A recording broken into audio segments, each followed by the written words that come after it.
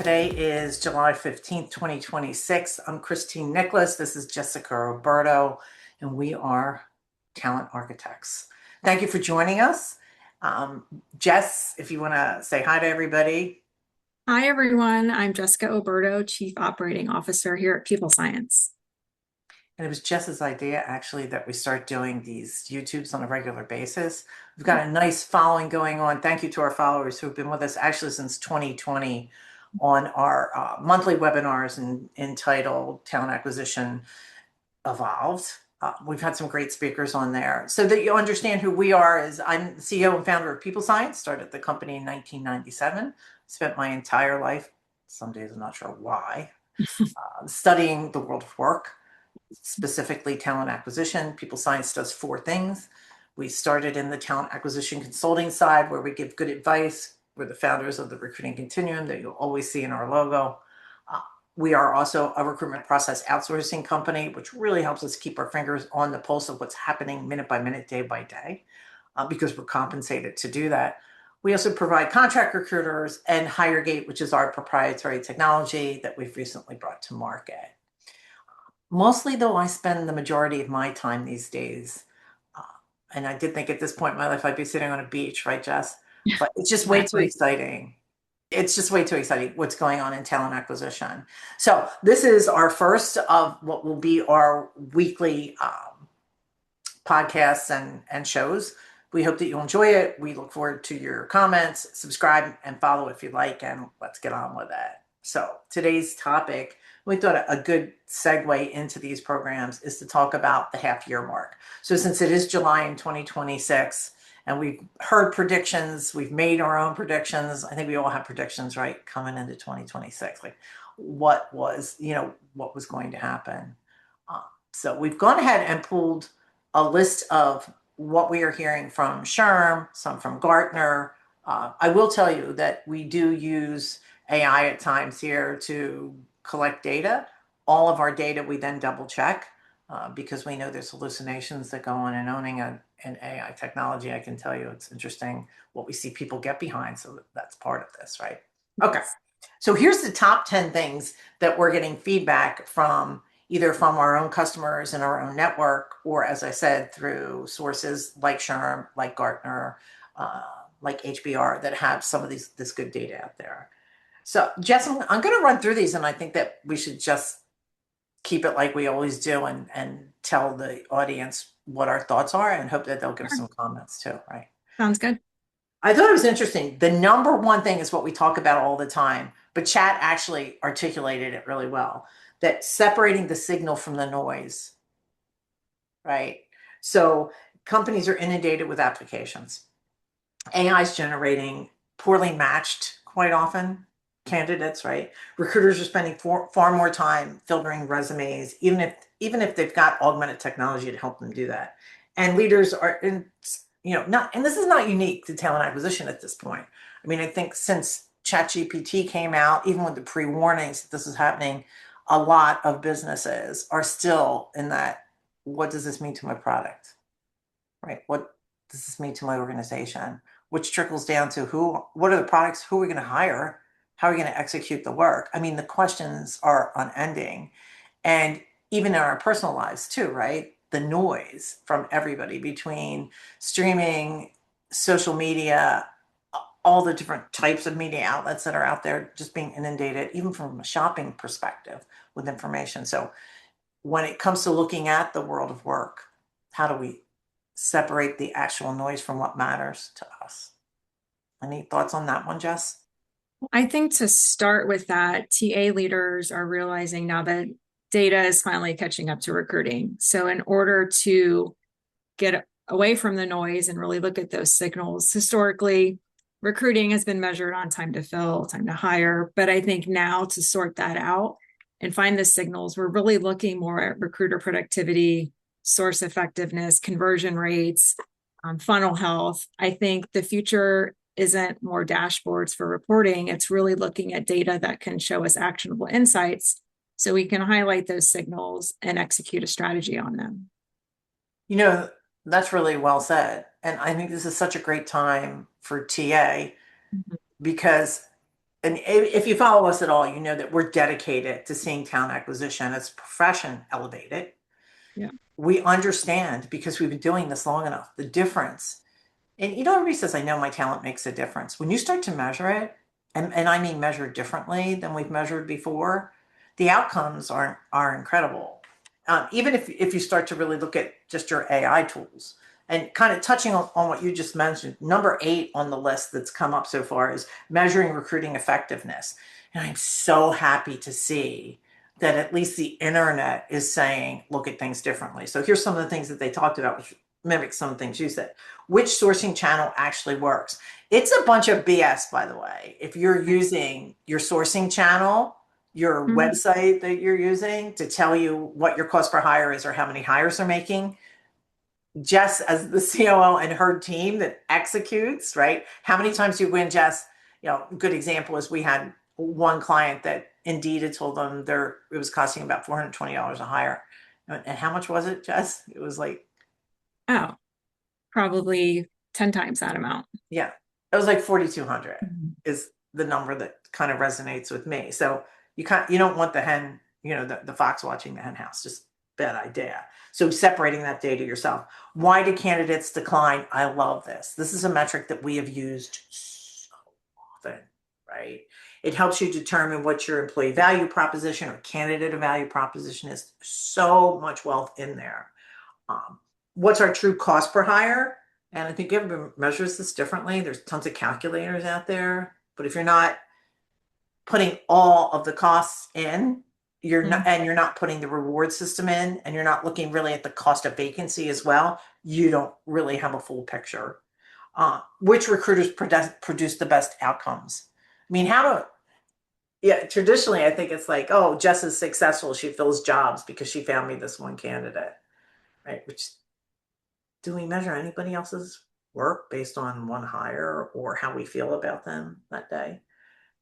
So I think moving into that proactive side means doing the difficult work of making sure you can measure the activities and the results of those activities of your recruiters. They can measure it themselves, and then you can make effective changes to play to their strengths, upgrade the areas they need improvement on, right? And where are the candidates dropping out in the process? That's a metric that was really big a few years ago when we felt like there was a tight market. But today, and I think it's number 2 on the list, is that in spite of the additional candidates that are in the market these days, TA leaders are repeatedly making comments and sharing the fact that it's very difficult to recruit to find the best candidates. We still have that high scarcity level. So if you're a TA leader right now or you're a CHRO following this, it has so much to do with so many different pieces. But truth out is there's a scarcity of talent, right? I mean, kind of obvious with AI, right? That we're going to have a scarcity of talent there. But we had scarcity of talent before we walked into this to begin with, right? Right. To add about metrics, Jess? I think metrics will become very interesting, especially when you're looking at productivity for a recruiting team, just because I think with AI and recruiting, the recruiter skill set's going to be changing. So future skills for recruiters are going to include consulting with business and the hiring manager, change management, AI prompting, storytelling, influence, their business acumen. So I think as talent acquisition leaders, we need to start thinking about at that point, how are we going to collect data to really assess and look at our teams? And I think our RPO side has given us the advantage of that, right? So if True. you, from a business perspective, running an organization that's an RPO has to be lean and mean, right? It Mhm. has to be really effective, but it has to be cost effective. And you have to constantly prove your worth. We're still in the hiring business, and we all know whether you're in staffing or RPO or independent recruiting or executive recruiting or in talent acquisition, we continuously have to prove our worth. I think more than most of the parts of the organization, whether it be as a vendor or as an internal source or a true partnership, you have to continuously prove your worth. And you can't prove your worth, and you can't get good at what you do if you don't have what I call tiny metrics. Like, what is the strength of your recruiter? If this recruiter's engagement rate is 80% for the same kind of rec, this recruiter's engagement rate is 40%. Well, does the recruiter know that? How do we train up to that? Right? Or how do we make a move? Why are we trying to put a fish in a tree and make them successful? Maybe we need to move them somewhere else. And these are things that, as recently as 2 years ago, uh, were, to my knowledge, the C-suite doesn't understand this because we don't have good metrics that show these. Today, technology gives you a lot of reasons. I know our technology collects recruiter production, gives them predictions, tells them when they're on, tells them when they're off, what they're going to need to get there. And there's technology in general that can help us do that. I think the question is, are you able to take a few minutes out of your day and pull some time from your reactive work of putting these fires out and really look at these tools? I mean, is that feasible, do you think, for a recruiter? I'd love to hear from the audience on that too. Well, and I think I'm hearing just more organizations and TA leaders are looking for advisory services just to do that. And I think, as you're saying, talent is coming harder to find. You can't just post jobs and add more recruiters and think that that's going to work. I think really the organizations that'll win the high quality candidates, they're working on building stronger employer brands right now. They're looking at where to put AI into their process thoughtfully. They're expanding their talent pools and sourcing strategies. They're looking at hiring speed. And then again, like you mentioned, they're really trying to make better decisions with good data. So TA can no longer be transactional. It has to be strategic to stay ahead. And unfortunately, and you'll hear me talk about this all the time, Mm-hmm. yeah, I'm a big proponent of the ATS. It helps everybody, but it's an ATS. It's an applicant tracking system. It's not a recruiter tracking. It doesn't track all the metrics. Everybody's mad at their ATS, right? Like, how many times do you see a good cheerleader for an ATS? You just don't. Rarely. We hear about that all the time on LinkedIn. I don't know that we've ever had a conversation where somebody's like, this is great ATS. I mean, maybe once a year at max, right? It's always, why isn't it doing it? And I think that's kind of a systemic issue with the technology and what it was designed to do. It was designed to track applicants. Mm-hmm. Well, guess what? Applicants are now tracking us, right? Applicants are tracking organizations as much as we're probably better because they're winning the AI game, right? Being flooded with resumes, getting fraudulent resumes, pushing us all. The candidates are pushing us to change the way we look and the way we think of things, which, there's always been this power shift, right? The power when it comes to the world of work has always been with the employer. 2020 came along and we started to see this. And then in a candidate short market, you might hear a little bit about it. We're becoming more humanistic. We're looking more at the, entire persona of a person and trying to treat it that way. But that balance isn't there yet, right? It's still not there yet. But I think and if you stay tuned and you watch further programs, you'll see us talk about the new economy of recruiting, right? So the new ecosystem, which is something you can find on our website.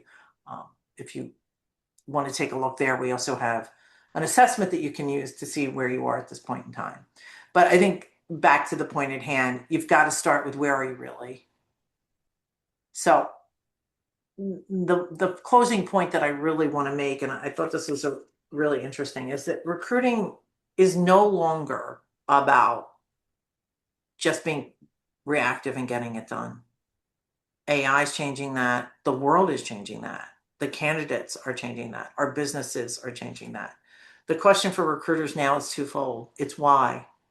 Why is this happening and what can I do about it? Where are we really? It's not a matter of just working in it and executing it. It's being able to pull yourself out of it. It's being able to look at it from 1,000 feet, to have good, true source of data and be able to get there. And that's how we're going to get through this. This is how you're going to get better quality candidates. This is how we're going to teach the workforce what we need. And I hope that you'll stay in tune. We really are enjoying our webinars. We hope this expands into this. Thank you for following. Jess, any closing words? No, again, I think the future of TA is evolving quickly and we need to make sure that we're keeping up with it. So I hope you all join us for our next conversations. See you next week.